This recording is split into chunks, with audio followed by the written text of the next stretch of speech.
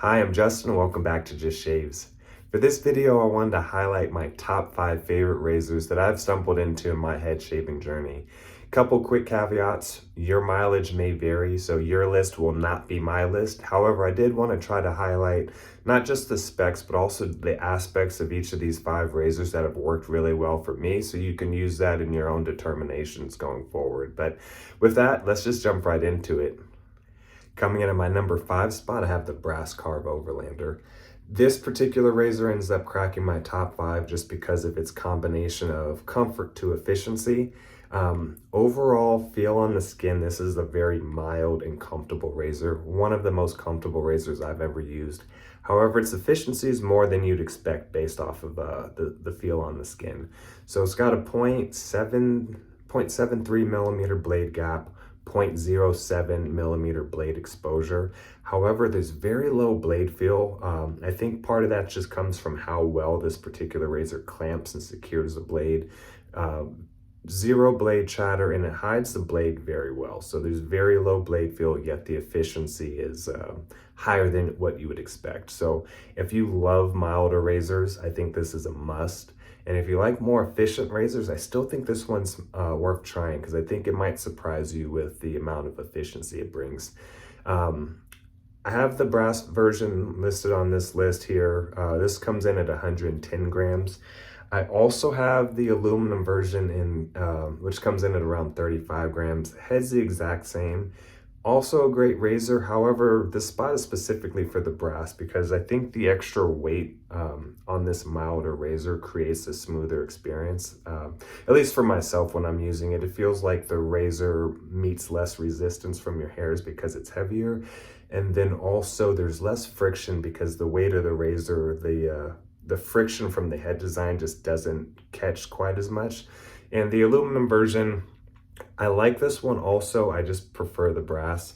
One of the things that does work because it's light is you could just move so much quicker with it. However, I do notice that I have to use a little bit of a firmer hand to get through my hairs. And then also I do notice and experience a little bit of drag with the aluminum version. So worth trying if you're able to get your hands on one of these, but top 5 spot goes to the brass version specifically. All right, the number 4 spot's going to the AlphaGuido. This is the collaboration razor between Alpha Shaving Works and John from Stubble Meat Steel. When this razor was announced, I was already really excited. John's a buddy of mine, and the two of us kind of go back and forth. We just have a lot of similarities in terms of the razors we prefer. So as soon as his name was attached to this, I knew they were going to end up making something that was going to work pretty well for me. This is an all brass, it's polished brass. This one comes in around 102 grams.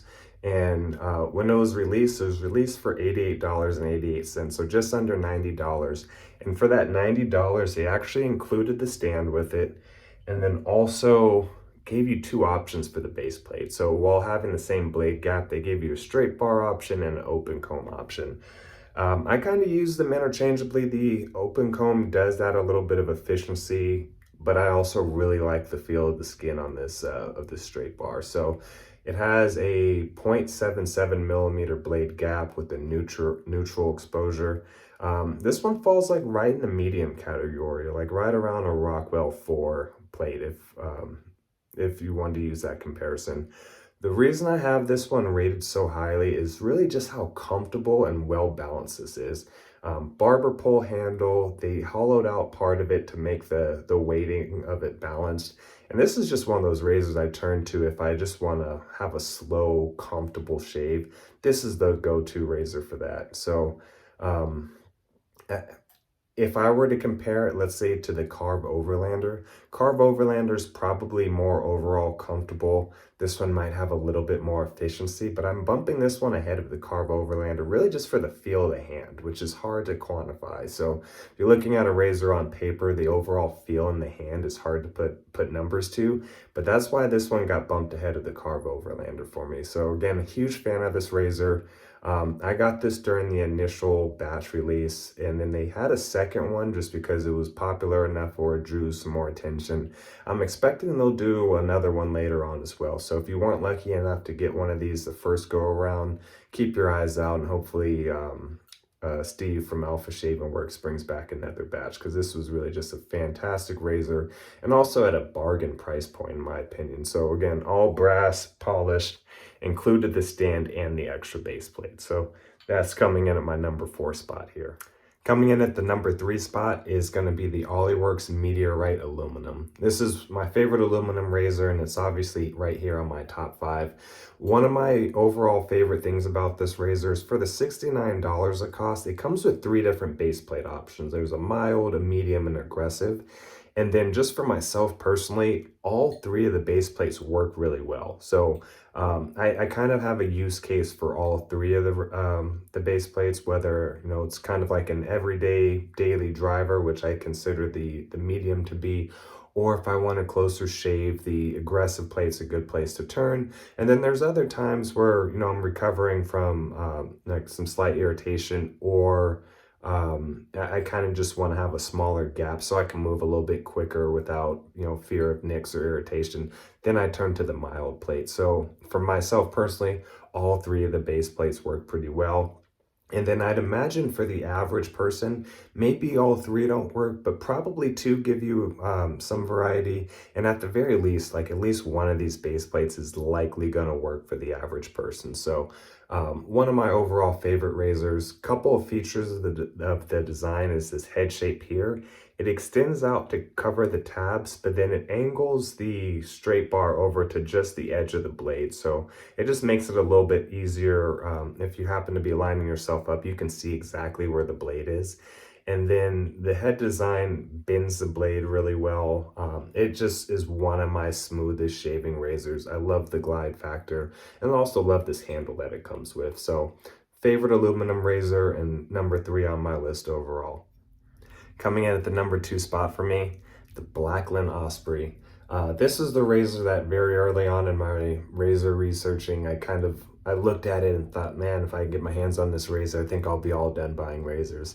Well, obviously I wasn't all done buying razors, but nevertheless, this one did not disappoint me. So this is the adjustable offering. It's a 3-piece razor, so the handle comes all the way off, and there's an adjustable dial on the actual base plate that basically lifts the blade further from the safety bar here. So it increases the gap and the blade exposure. Have this on the top 5 list mainly because of how well it clamps the blade. So at all of its 9 different settings, so it goes 1 through 9, and it's fully adjustable, so you can do incremental adjustments as well. All throughout its range, it clamps the blade very well, makes it very predictable, and because it's adjustable, it kind of can serve any purpose I want, whether I'm looking for, you know, a mild or touch-up shave because I just shaved the day before, or if I want to open this thing up and get as much efficiency as I can, I have that option here. This comes in at 105 grams, which for an adjustable stainless steel razor, I think is very reasonable for the weight. So they cut out some pieces out of this, out of the base plate here. They hollowed out a good chunk of the handle to make it a decent weight. So again, I think this was really just an engineering home run by the Blackland team. It also has a brass weight inside of the handle that kind of balances it out really well. You can take that piece out and it takes the overall weight down to 88 grams, but then makes it a little bit more head heavy. But again, that just adds to the versatility. So all the different settings and options, you can also change the weight here. If you were dead set on trying out a different handle, you can attach the top cap and the base plate to a different handle there as well. But this is really just one of my top razors just because of how well it works despite its range of uses. I can use pretty much any type of blade, any type of soap, and I can find a setting that's going to work really well for this. So this one's coming in at my number 2 spot. Coming in at the number 1 spot, I have the Blackland Blackbird. This is the standard 3-piece offering from Blackland, and it's my number 1 overall razor. I ended up picking this one up after I'd gotten the Osprey. I was very surprised to hear how many people had both and preferred the Blackbird specifically in titanium, and I was just curious to try it. What this razor does so well is it's one of the most efficient razors I've ever used. No, I'll just say it's the most efficient razor I've ever used. If you've used one that's more efficient, let me know about it in the comments, but this is as efficient as it gets. However, it's not as aggressive feeling on the skin as you'd expect. So I'd probably say it's about a medium aggression in terms of the amount of blade feel. And then it's the highest efficiency that I've ever used or encountered. What makes this so special is with its head geometry, I'm able to get that really close shave, but then it's very soft and forgiving on my skin. So even using this, I'll get the very closest shave, and then after my shave, there's no post-shave stinging, no nicks, no cuts. It really gives me the best of both worlds. Like, I'm really able to have my cake and eat it too, get the closest possible shave without any of the irritation. Little bit of behind what works so well on this razor. It does bend the blade pretty well just with its head design.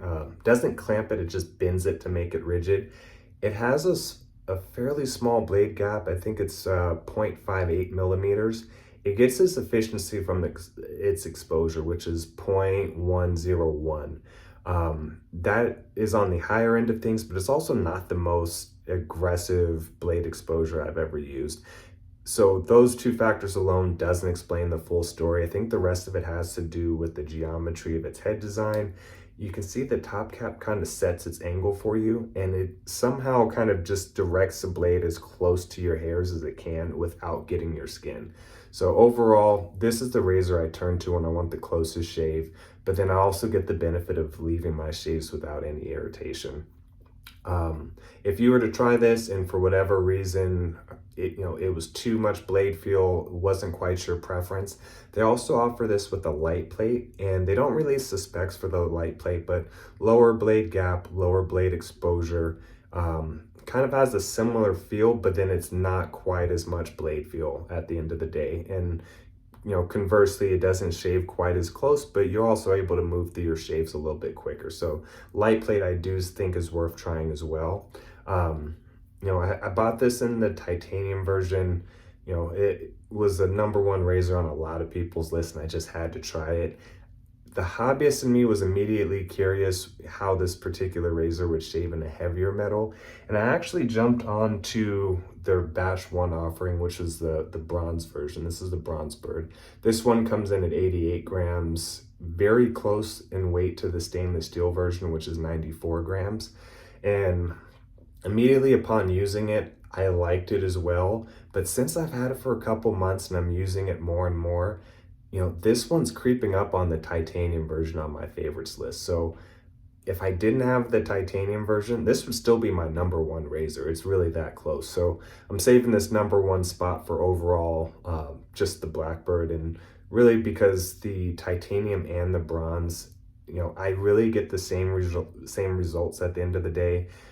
What works better with this heavier metal is, kind of similar to what I was saying with the Overlander when it's heavier. There's less resistance from your hair, so it creates a smoother shaving experience. It's not as maneuverable as the lighter titanium, but it does have kind of a smoother shaving sensation. This particular one's polished. My titanium is satin finished, and I think, me personally, I don't know if the finish changes the glide factor as much, but definitely the weight of the bronze one, kind of glides a little bit better, less resistance from your hair. So I'd be quick to recommend either of these. I know this one's not currently being offered, but I would be very quick to recommend the stainless steel version to anyone. If the titanium's out of your price point, consider the stainless, because I think you're going to get really close to the same results. Or if you like heavier razors, go with a heavier stainless steel version. Yeah, I think I covered all the things that work really well for this razor. If I were to nitpick this at all, the biggest issue is just the price. Titanium comes in at $340, stainless steel comes in at $200 right now, so very premiumly priced. That's probably the biggest gripe. Blackland, however, does offer a 30-day return policy, so that might counter that just a little bit. And then the other issue, it does experience just a little bit of drag just with how the top cap's designed. I experienced that less with the heavier razor, a little bit with this lighter titanium version, but again, my shaves at the end of the day are just so good, so spot on. Haven't had a bad shave with this razor yet, and I've had it for close to a year now. So that's my #1 razor, Blackland Titanium. With that, I'll wrap it up right here. Let me know in the comments if you guys have experienced any of these razors or if you have any questions with my experience with them. So again, my list of 5 will not be your list of 5, and it might not even be my list of 5 a few months from now. So with that, I'll call this job well done. I'll see you guys on the next one. Thanks.